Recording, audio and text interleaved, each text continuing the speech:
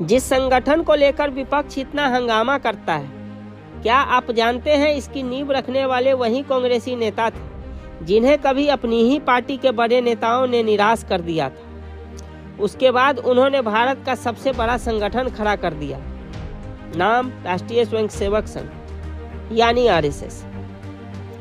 कहानी शुरू होती है 1923 में नागपुर से।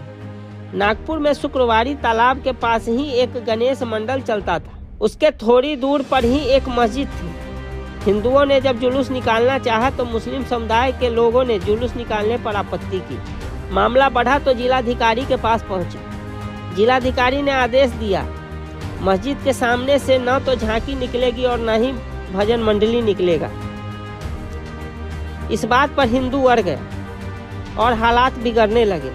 इस बीच हुए दंगे में कई हिंदुओं की हत्या हो। 34 साल के हेडगेवार, जो पेशे से डॉक्टर थे, कांग्रेस के कार्यकर्ता भी थे। हेडगेवार कांग्रेस के बड़े नेताओं से उम्मीद लगाए बैठे थे कि वह हिंदुओं के हक में आवाज उठाएंगे, लेकिन आज की तरह ही कांग्रेस तुष्टीकरण में चुप रही। नतीजा यह हुआ कि हेडगेवार ने तय कर लिया कि अब हिंदुओं की ताकत के लिए एक नया संगठन बनेगा। अनुशासित हिंदुओं का एक संगठन डॉक्टर साहब बनाना चाहते थे ताकि समाज में अच्छा संदेश जाए। इसी को देखते हुए संघ की पहली शाखा नागपुर के मोहितेवाड़ा मैदान में लगी थी। इस शाखा में 15 से 20 लोग ही शामिल हुए थे। शाखा का स्वरूप बेहद साधारण था। इसमें स्वयंसेवक निर्धारित समय पे आते, शारीरिक व्यायाम करते, अनुशासन का पालन करते और देशभक्ति के गीतों का आदान प्रदान करते। यही शाखा संघ की सबसे महत्वपूर्ण और अस्थायी कार्य पद्धति बन गई।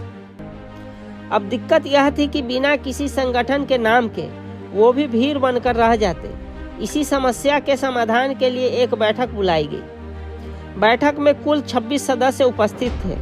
काफी चर्चा के बाद 3 नामों को छांट कर निकाला गया। उसको लेकर वोटिंग हुई, जिसमें पहला नाम राष्ट्रीय स्वयंसेवक संघ था, दूसरा नाम जड़ी पटका मंडल और तीसरा था भारतोद्वार मंडल।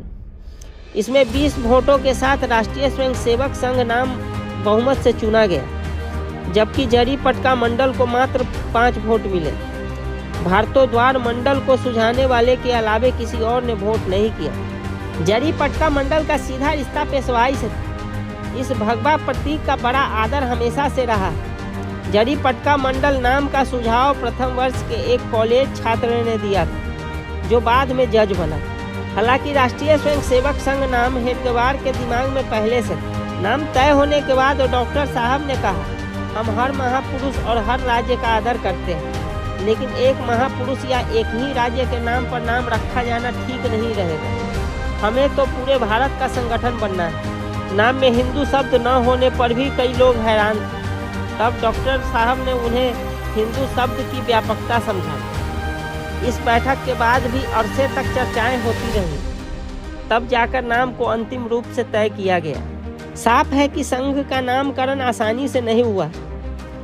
उस वक्त के स्वयंसेवक और संस्थापक डॉक्टर साहब ने भी कभी नहीं सोचा होगा इस संगठन का क्या नाम रहेगा, गणवेश क्या होगा, उसका प्रमुख कौन रहेगा और उसका पद का नाम क्या होगा, नियम क्या होंगे। लेकिन हाँ, संगठन क्या कहना चाहती थी और क्या करना चाहती थी, ये बात तय थी। संघ का उद्देश्य हिंदू समाज के सभी वर्गों को एक सूत्र में पिरोना था। समरसता के भाव में डूबा यह संगठन आज न केवल भारत में बल्कि दुनिया के अनेक देशों में फैल चुका है। 1925 में सिर्फ एक शाखा से शुरू हुआ यह सफर आज हजारों गांवों, हजारों शाखाओं में पहुंच चुका है।